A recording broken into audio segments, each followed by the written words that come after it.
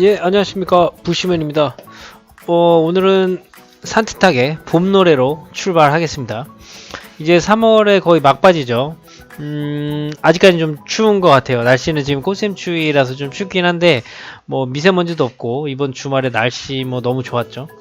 그리고 주변을 보니까 이제 꽃이 좀 피기 시작하더라고요. 그래서, 요번 주 정도만 지나면 이제 설레이는 봄이 다가오지 않을까. 그리고 저희가 4월 초에 항상 기다리는 벚꽃놀이 있죠. 벚꽃 보는 걸 보러 가는 걸 굉장히 좋아하는데 굉장히 기대가 됩니다. 네.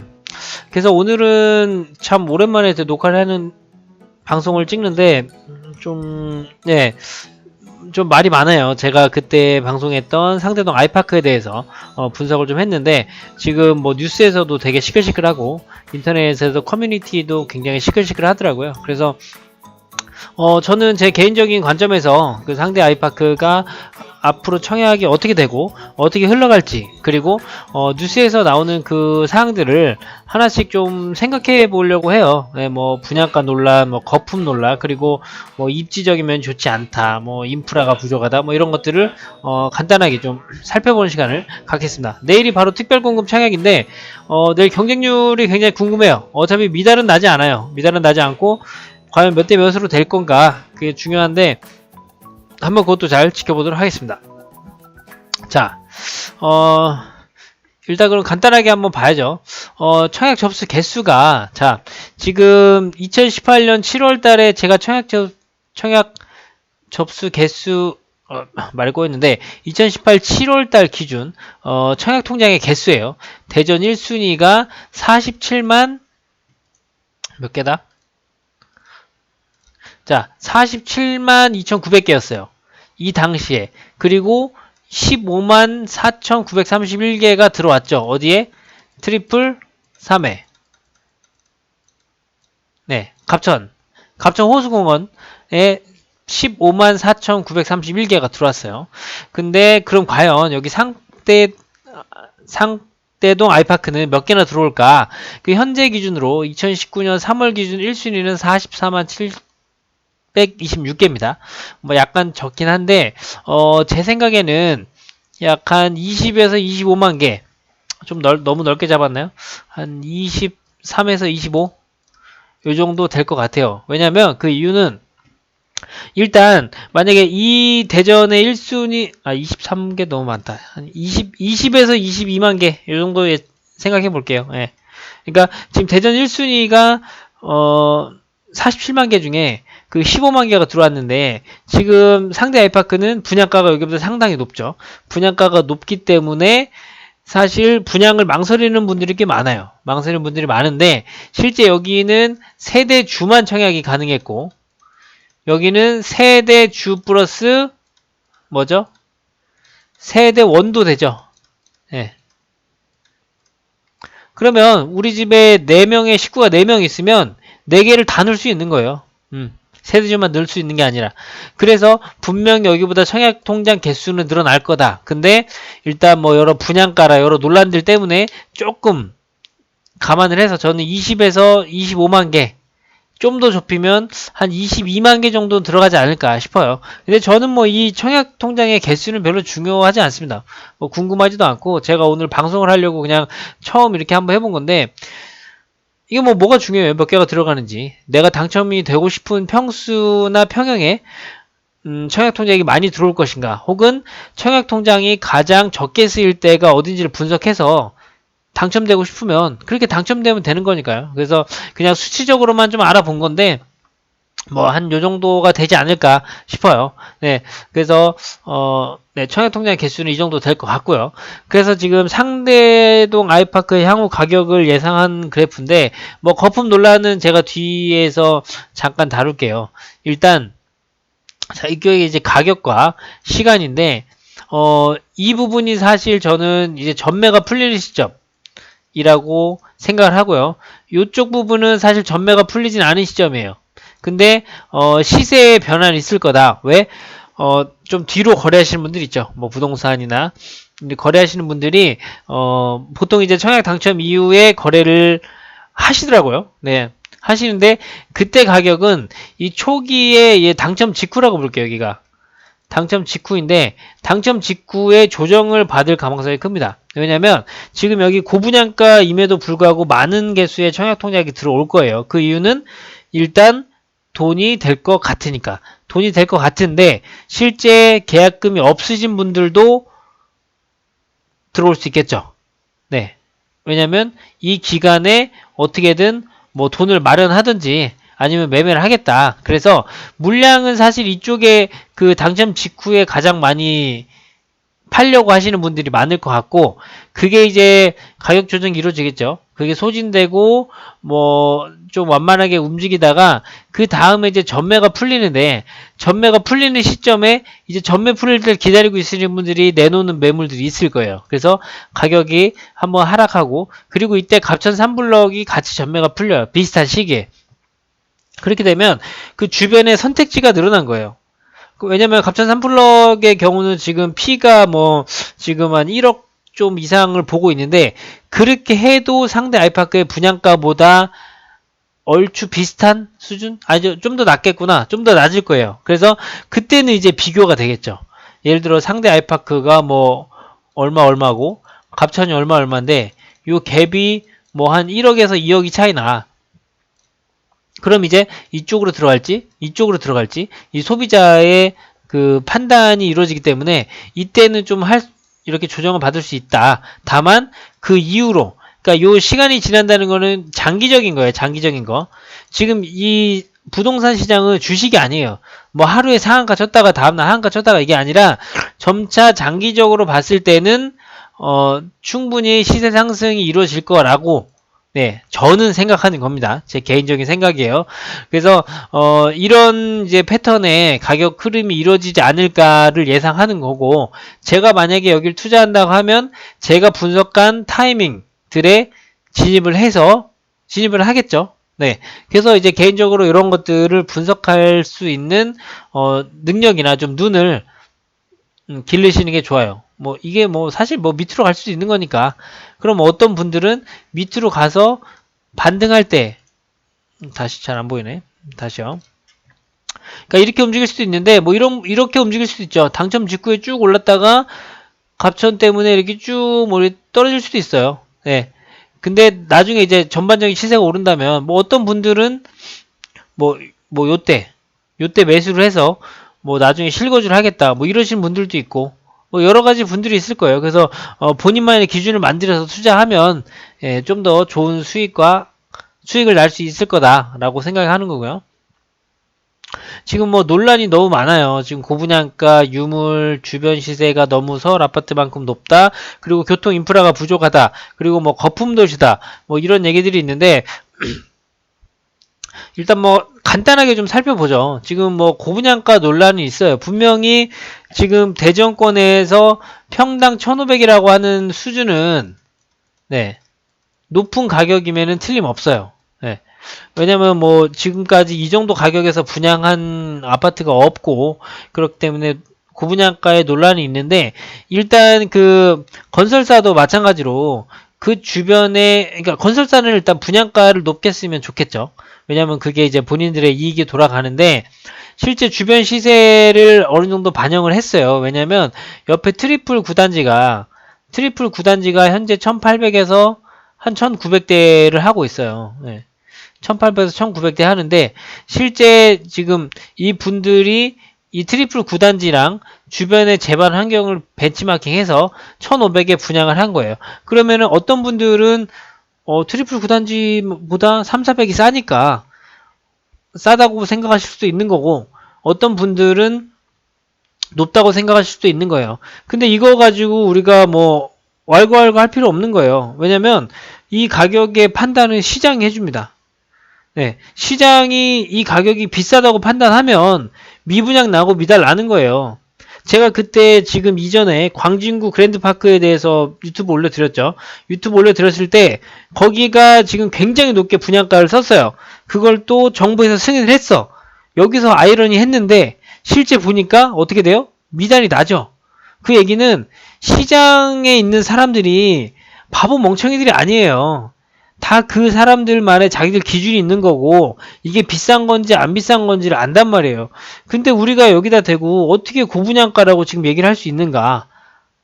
저는 그렇게 생각해요. 만약에 지금 여기가 트리플 시티보다 뭐 훨씬 비싼 2200, 2300에 분양을 했다면 이때는 좀 이제 얘기할 만하지. 옆에는 그런데 이거 너무 세다. 근데 지금 사실 옆 단지보다도 싼 거고 옆 단지보다 싼 거고 아직 청약 결과를 알지 못해요.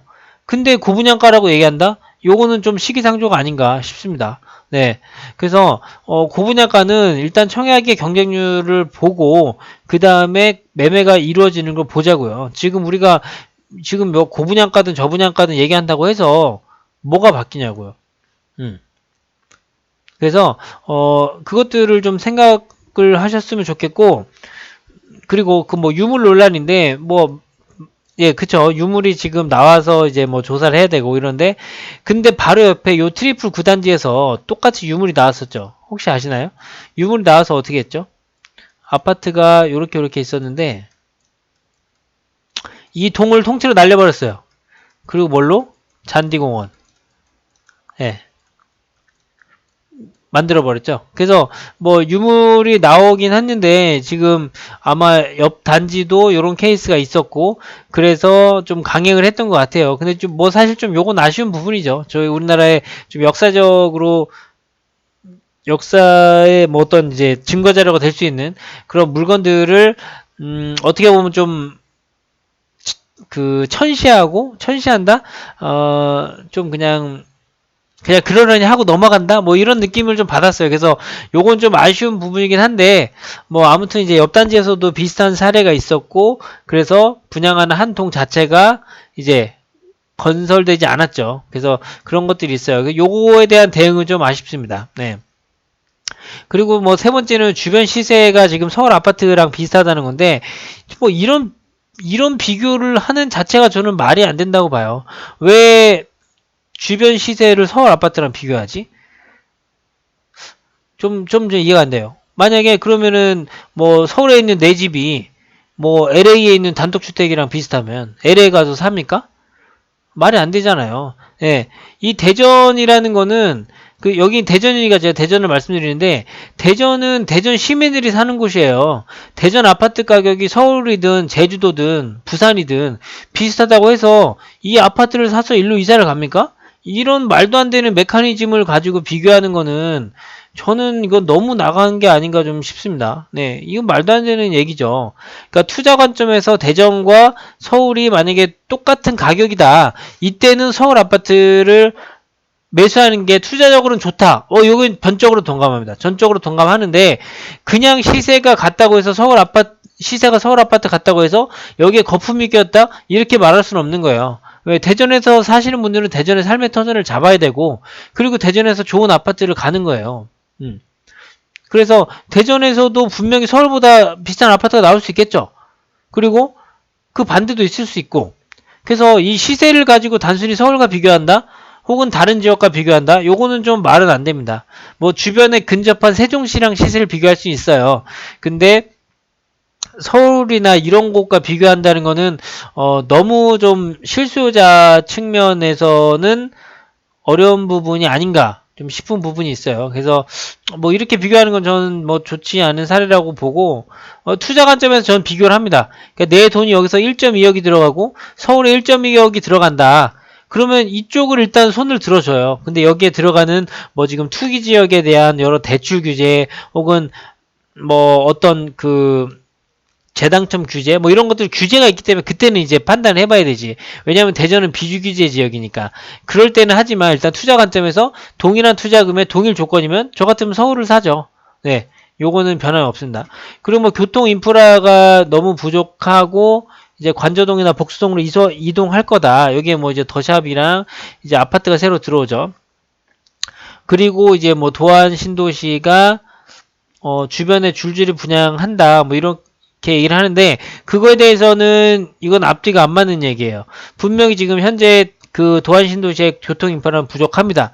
근데 아시다시피 대전은 지하철 가지고 논의할 수 있는 동네가 아니에요.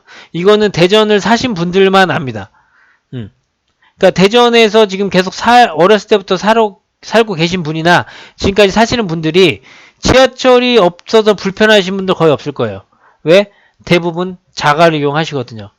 네. 그래서 지금 교통 인프라를 대중교통으로 보시는 거는 아주 이 지역에 대한 이해도가 없이 얘기하는 거가 아닐까 싶어요. 공주에서 지하철 찾는 느낌? 뭐 물론 지하철이 있으면 좋지. 다다익선인데 지하철이 그렇게 큰 시세에 영향을 주진 않았다. 다만 신혼부부나 젊은 원룸 수요 혹은 대학 수요에는 이 교통 인프라가 영향을 주죠. 근데 상대 아이파크는 그들을 위한 대상이 아니에요. 타겟팅 자체가 다르단 말이에요. 여기는 중대형 평수의 고급화 단지이기 때문에 기본 30대, 40대 혹은 50대, 60대 분들을 타겟팅으로 한 거예요. 그래서 이쪽 교통 인프라, 특히 교통 가지고 대중교통을 가지고 논의하는 거는 좀 말이 안 되고 지금 인프라가 사실 부족한 편이죠. 그래서 제가 지금 트리플 9단지를 예를 들면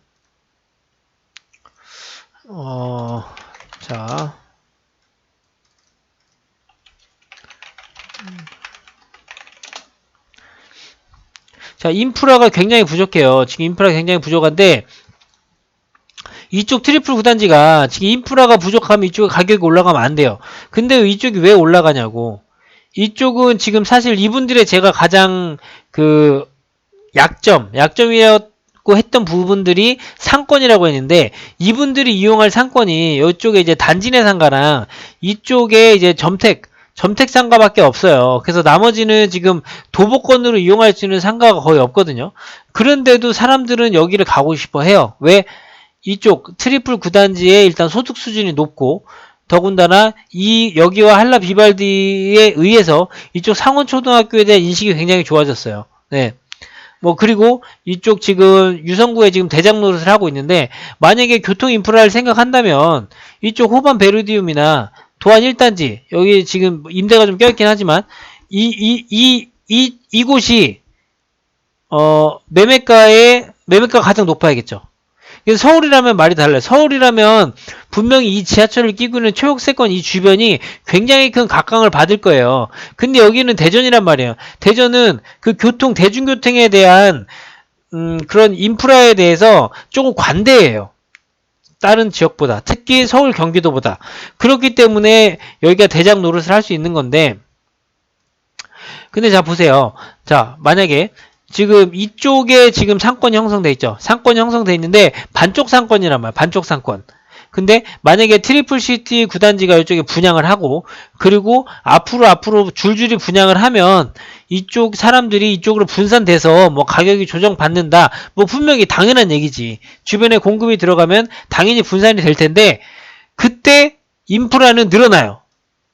이해가 됩니까? 이쪽에 지금 중심상권, 도안 2단계, 3단계가 상권이 안 생기는 이유가 어떤 토지주 혹은 건설사, 시행사가 주변에 주택 수요가 없는데 상가를 짓습니까?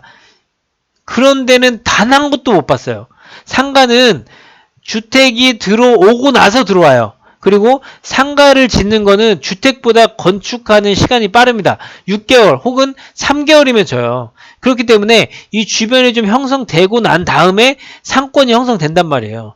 그러면 어떻게 되느냐? 주변이 형성되면 분명히 이쪽 예를 들어 상팍을 저희가 지금 기준을 잡고 있으니까 이쪽에 분양하면 분명히 수요는 분산을 해. 근데 인프라는 더 좋아진단 말이야. 인프라를 더 좋아지면 제가 지금 계속 드리는 말씀이 뭐예요? 이쪽이 도안의 지금 중심 상권이기 때문에 이쪽 분들은 상팍에서는 중심 상권에 이용하는 가치가 더 높아진다니까? 이해가 되세요? 이렇게 생각을 해야 돼요. 여기는 중심 상권이라고요. 지금 그런 교통과 인프라의 어떤 기본적인 방정식을 모르고 인프라가 현재 없다. 그리고 주변에 수요가 분산된다. 이런 얘기를 하기에는 너무 성급하다는 거죠. 좀 이해가 되십니까? 이 상권은 주택이 들어오면 자연스럽게 생길 수밖에 없는 상권이에요. 사람이 늘어나면 상권이 생겨요. 네. 그래서 지금 매매는 제가 누차 말씀드렸지만 미래가치라고 하는데 자꾸 현재 시점에 초점을 맞추고 있는데 현재 가치는 전세 시세라니까 전세. 매매는 미래가치예요. 이 아파트가 지어졌을 때 혹은 지어지고 2년 3년 후를 생각하는 게 매매가치지 왜 지금 인프라를 보고 매매 가치를 따지냐고요. 그럼 여러 신도시들이 아파트가 처음 들어간 시범단지의 경우에는 주변에 아무것도 없어요. 저도 들어가 봤습니다. 저도 신도시 시범단지에 가장 처음 입주한 아파트를 들어갔어요. 그때 정말 아파트 상가에 GS25 편의점 딱 하나 있었습니다.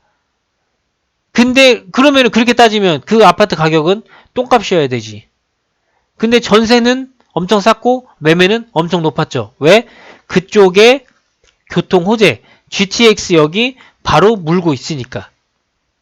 이해가 되세요? 그래서 매매는 미래 가치예요. 너무 지금 현실적인 부분을 보고 거기 아무도 없는데 누가 살아? 이렇게 말씀하시는 분들은 정말 부동산에 대해서 너무 그 시야를 넓게 보지 못하시는 거예요. 특히 재개발 재건축도 마찬가지입니다. 여기가 재개발 재건축해서 어떻게 됐을지의 그 청사진을 계속 상상을 해야 되는데 지금만 보고 여기를 어떻게 살아 이렇게 그러니까 낡은 한옥들 막 낡은 구호 뭐 쓰러져가는 빌라 이것들을 보고 여기 못 살겠다 이렇게 생각하시면 절대 그 미래를 상상할 수가 없어요. 네. 요건 하나 말씀드리고 싶고 그리고 요 거품도시 논란인데 참, 이거 저 거품도시라고, 저는 이 단어를 감히 참, 이런 공개적인 방송에서 한다는 게 너무 좀 심하지 않나 좀 싶어요. 참, 뭐라고 말씀드려야 되지? 제가 지금 뭐 오프라인이면 좀 제 방식대로 말씀을 하겠는데, 거품이란 단어가 사실 굉장히 네거티브한 단어잖아요. 저희가 듣기에. 야, 너 회사 다니는 거 거품이야. 이렇게 하면 얼마나 좀 기분 나빠요. 근데 내가 어떤 주택을 갖고 있는데 혹은 내가 동안 신도시를 살고 있는데 여기를 거품이라고 얘기한다? 감히 이렇게 얘기할 수 있나? 좀, 예, 아무리 거품이라도 이렇게 얘기할 수 있나 싶어요. 그냥 고평가됐다. 얼마나 아름답습니까? 단어가. 고평가됐다라고 표현할 수 있는데 거품이라고 표현한다. 요거는 더 이상 얘기하지 않겠습니다. 저도 제 본성이 나올까봐. 그래서 이거는 그냥 간단하게 보죠. 저번에 특강 때에는 한번 말씀드렸는데, 자, 대전의 아파트 가격 흐름. 그러니까 대전이 오르면 안 된다라는 이런 시선들이 있어요. 근데, 자, 요걸 먼저 말씀드릴게요. 자, 부동산이 왜 오르는가? 부동산이 왜 오르는가는 이 토지와 건물 가치의 상승이에요. 가치의 상승인데, 토지는 물가와 비슷한 겁니다.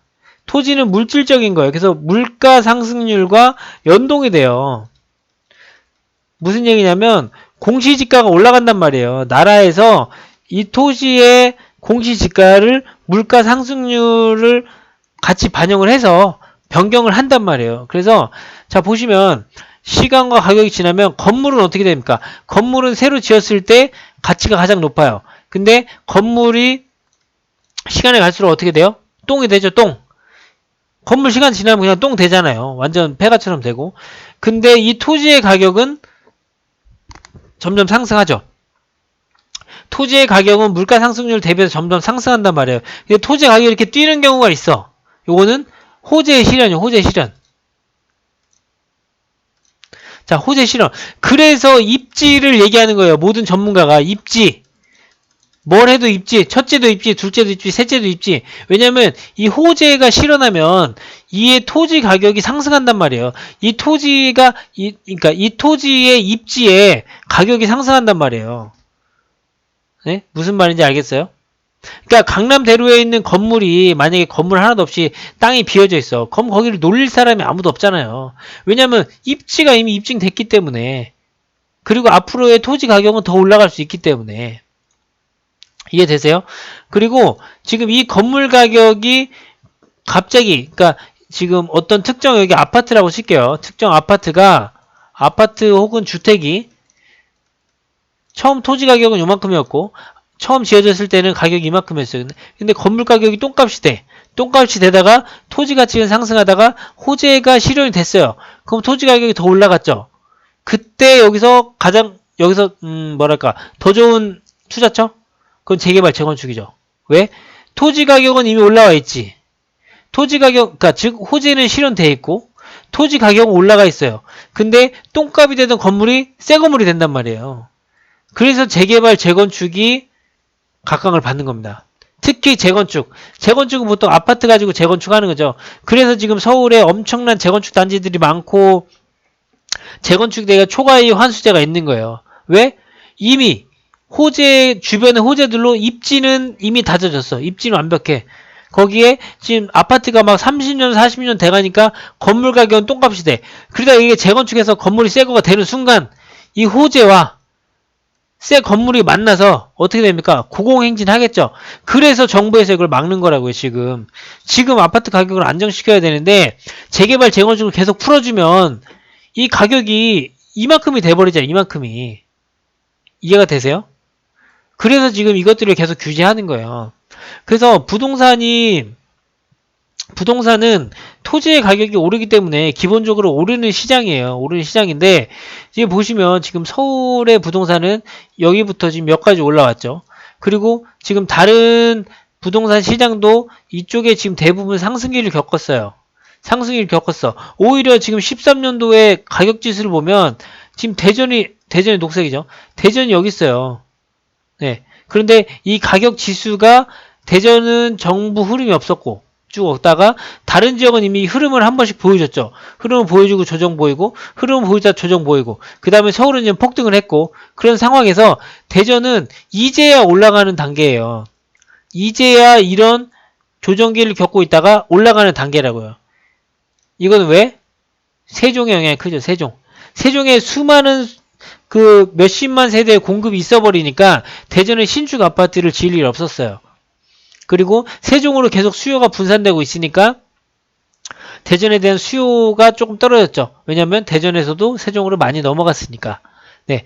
근데 지금 세종의 전셋값이 상승하기 시작했어요. 그리고 세종으로 빠져나가는 전출 인구보다 세전에서 대전으로 오는 전입 인구 세종으로 빠져나가는 전출 인구의 비율이 점점 줄어들고 있어요. 이 얘기는 다시 세종에서 대전으로 들어오는 인구들이 유입되고 있다는 증거죠.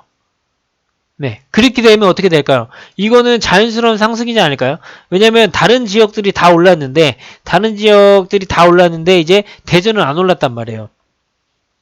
그러면 어느 정도의 자연스러운 상승이라고 생각할 수 있지 않을까? 좀 조심스럽게 얘기를 해봅니다.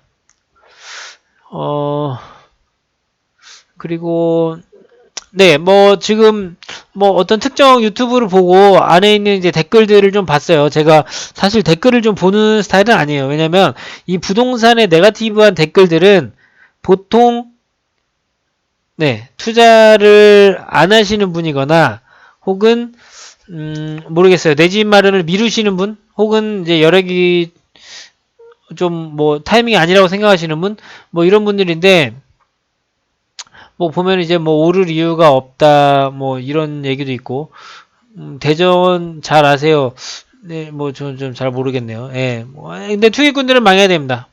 저는 이제 투기와 투자에 대해서 좀 일정 부분 구분을 하고 있는데 투기꾼은 망해야 돼요. 투기꾼은 망해야 되는 게 맞고 그리고 모두 정상으로 돌아야 됩니다.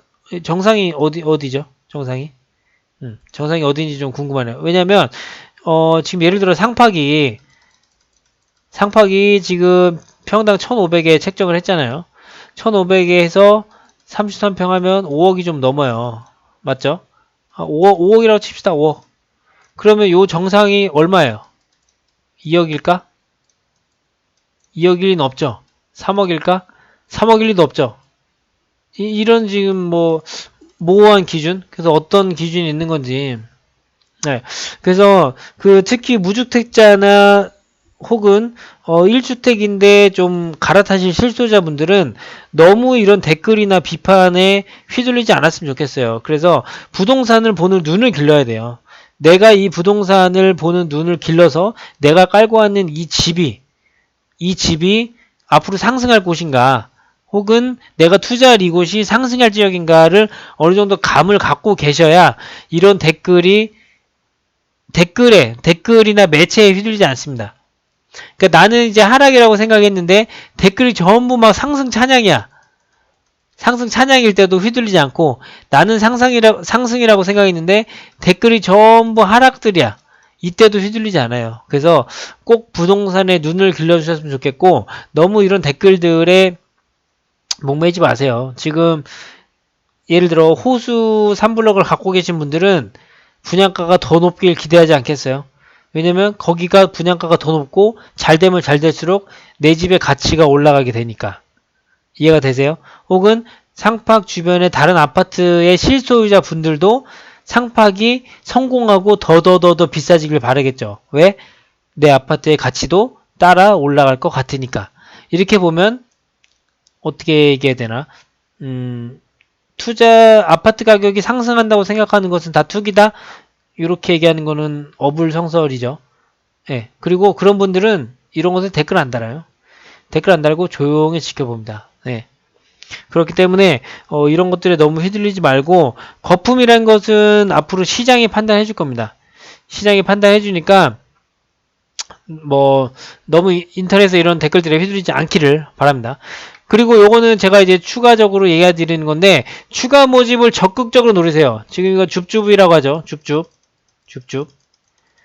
서울의 그 이편한 세상, 청계 이편한 세상 엄청나게 많은 사람이 왔습니다. 그 진짜 영하 날씨에도 저도 갔었는데 저도 줄을 섰다가 포기했는데 엄청나게 많은 사람이 왔어요. 그리고 지금 아이파크도 분명히 추가 모집이 나와요. 이거는 부적격자들에 대한 추가 모집, 부적격자. 자, 여기 지금 특공도 많고 일반 분양도 많은데 지금 청약 조건이 너무나도 복잡해졌어요. 그렇기 때문에 부적격자가 무조건 나옵니다. 무조건 나와서 이 부적격자가 나올 때는 적극적으로 진입을 해라. 단 청약 경쟁률을 보고 들어가야겠죠. 근데 상팍은 미달날 일은 절대 없고 얼마나 많은 청약 통장이 들어갈지가 관건이기 때문에 뭐 그건 뭐 나중에 보죠. 나중에 이제 추가 모집이 나오면 이렇게 노리는 방법도 있다라는 거를 참고하시길 바랍니다. 네. 네, 그래서 지금 간단하게 알아보려고 했는데 지금 뭐 시간도 많이 지났지만 네, 그래서 뭐 지금 상대 아이파크에 대해서 저희가 오픈 카톡방을 운영하고 여기서 어떤 정보들에 대한 교환을 하고 있어요. 그래서 혹시 정보들이 필요하신 분들은 이쪽으로 조인해서 뭐 같이 정보를 얻었으면 좋겠고요. 그 고분양가랑 지금 말이 많아요. 분명히 지금 뭐 고분양가 유물론란 말도 많고 소문난 잔치에는 좀 시끄럽다. 뭐 이렇게 그냥 생각하시고 내 집 마련을 여기서 생각하셨던 분들이 뭐 또 댓글들을 그러니까 현금이 있으신데 내 집 마련을 생각하셨던 분들이 너무 댓글이나 이런 인터넷에 부정적인 기사를 보고 뭐 좀 이제 망설이시는 분들은 조금 더 많이 찾아보시고 공부하셔서 뭐 좋은 결과 있기 바랍니다. 네, 그럼 지금까지 부시맨이었습니다. 감사합니다.